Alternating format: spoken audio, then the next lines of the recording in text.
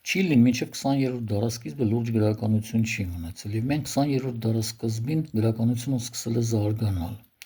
20-րդ դարասկզբին Չիլիում կար մի մանկավարժ և բանաստեղծուհի։ Իսկական անուն ազգանունն էր Լուսիլա Գոդոյ Ալկայագը։ Իր գրական գործունեության սկզբում վերցրեց Գաբրիելը անունը և Միստրալ ազգանունը։ Միստրալը ֆրանսիացի բանաստեղծ Ֆրեդերիկ Միստրալի ազգանունն էր, որը 1904 թվականին արժանացել էր Նոբելյան մրցանակի։ 41 տարի անց 1945 թվականին Գաբրիելա Միստրալը նույնպես արժանացավ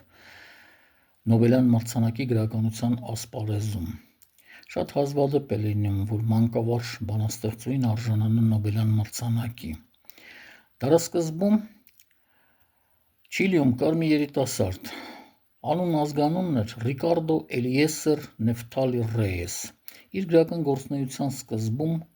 վերցրեց Պաբլո անունը և Ներուդա ազգանունը։ Ներուդան